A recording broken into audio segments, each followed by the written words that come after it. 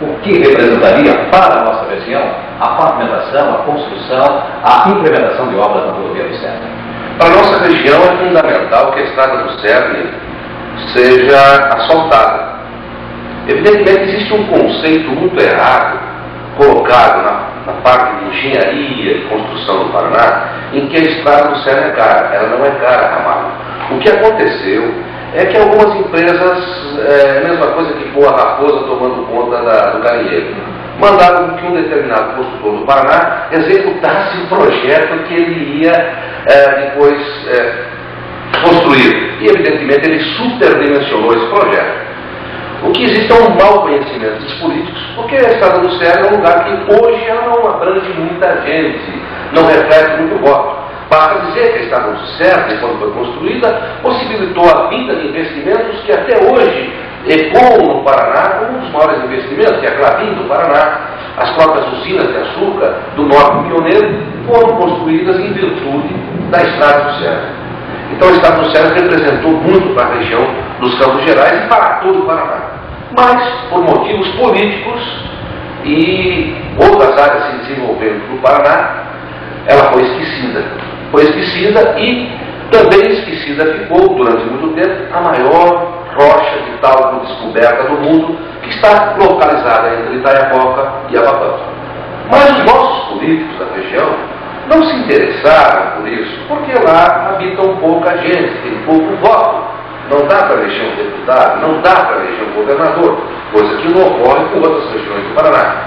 Eu gostaria também de, nesse mesmo aspecto, colocar no circuito a Transbrasiliana. Seria o mesmo caso? A Transbrasiliana é um caso que nós já vemos lutando desde 1983. Hoje a gente acompanha alguns jornais da região falando que deputado fulano, deputado ciclano, prefeito ciclano estão lutando pela coisa. Tudo bem, eles estão enganjados numa luta que outros já iniciaram e entre eles eu.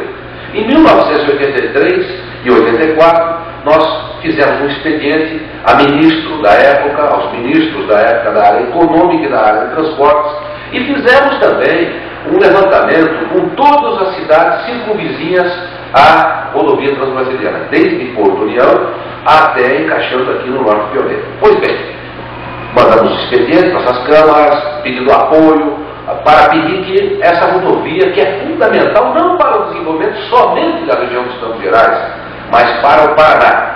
Porque a parte que foi feita, Ramalho, essa parte que vem de Porto União e fica em cima da 153, ela se interpõe com aquela rodovia que serve para Curitiba e depois entra com o Rio Azul, Malé, Rio Azul, Irati, foi feita uma porcaria. Aquilo não é estrada federal, foi uma estrada mal feita. A gente que é do ramo sabe que aquilo amanhã, quando começar a trafegar os veículos que irão trafegar quando estiver totalmente pronta, e diga-se de passagem, a única parte que falta no Brasil inteiro da Transbrasiliana é essa, é 250 quilômetros hoje.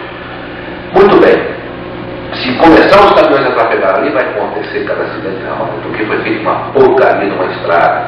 Basta ver o pessoal que mora em Irati, o pessoal que mora em Rio Azul, Malé, sabe do que eu estou dizendo. Uma estrada sem acostamento, uma estrada, enfim, péssima. É uma estrada para os automóveis da década de 30, não para a década de 90. E a questão da BR-100, senhor Mário?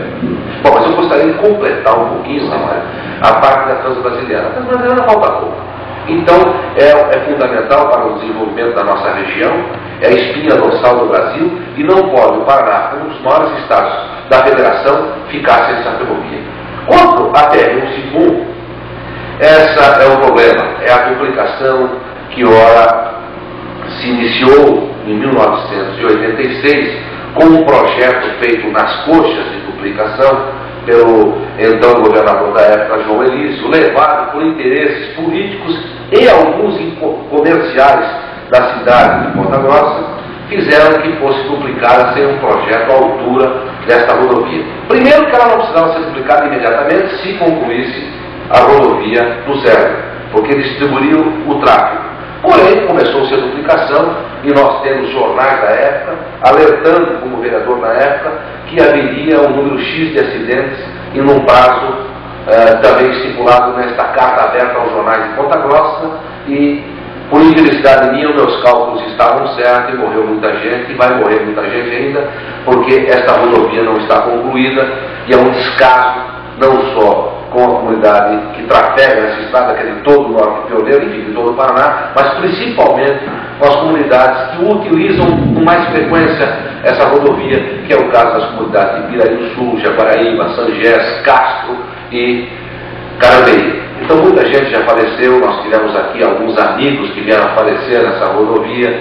Eu mesmo, como você sabe, eu descido à beira dessa rodovia, bem no quilômetro 155, então da extinta curva da morte, entre aspas, acabaram com a curva da morte e criaram N curvas da morte.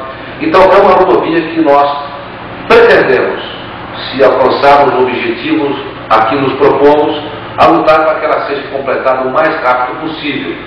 E acredito eu que com a estrada do Cerne em debate, né, ela estando pronta, eu acredito que vai diminuir muito o número de acidentes na rodovia PR-151, sem contar a conclusão da PR-340, que é muito importante também, que é a ligação de Tibagi com o Terênio do Borba. Aliás, você é filho de Tibagi, né?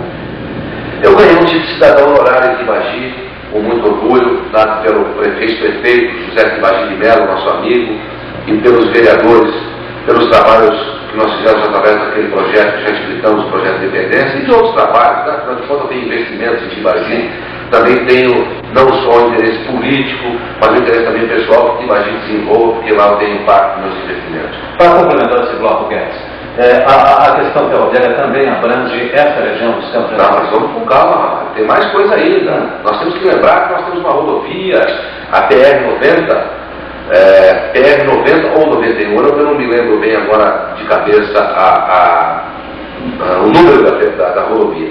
Mas nós temos uma outra rodovia muito importante para ser construída no Paraná, que está parada e ninguém fala, que é a sequência da rodovia que vem lá do Norte Pioneiro, desembocando em Jaguaraíba, passando por Venceral Brasa, Siqueira Campos, Guatiguá, chegando aqui em Jaguaraíba. É a continuidade, porque quem está nessa região não precisa vir a Piraí do Sul, Castro e Ponta Grossa para ir a Curitiba, basta terminar essa rodovia, fazendo com que Jaguaraíba seja ligado diretamente a Cerro Azul, e Cerro Azul a Rio Branco e Curitiba. Isso daria uma economia de 50 quilômetros a quem está nessa região, não precisando passar por Castro, Piraí do Sul, Jaguaraíba, a não ser que necessariamente tenha que passar nessa região. E daí, na Madeira, tem mais. Nós temos que completar o asfalto de até Adrianópolis, ou seja, Rio Branco, Adrianópolis. E depois, com uma pequena estrada ligando esta de Jaguaraíba a Cerro Azul, Rio Branco, Adrianópolis, já ligando diretamente de Cerro Azul a Adrianópolis, nós temos mais uma saída com asfalto para o estado de São Paulo. Porque de Adrianópolis, se você já está no Vale da Ribeira, subindo a serra e num comum acordo com o estado de São Paulo, você vai chegar em Itapeva, facilitando assim para quem está em Ponta Grossa, com o asfaltamento da estrada de Itaiacoca, ligando a estrada do Cerne, e da estrada do Cerne ligando na estrada que vem lá de Jaguaraíba, nós teremos uma interligação aonde o cidadão que está em Tibagi, em Castro, em Ponta Grossa, em Jaguaraíba e em Piraí, terá mais uma opção para ir a São Paulo. Ou seja, o nosso calcário, o nosso minério não precisará dar passeio. Sairá da Uruguaiana, vir aqui em Castro para ir a São Paulo, ou seja, anda quase 200 km a mais. De lá da Uruguaiana, de lá do Socavão, de lá de Itaiacoca, ele poderá ir diretamente para São Paulo, chegando a um custo mais barato e mais competitivo.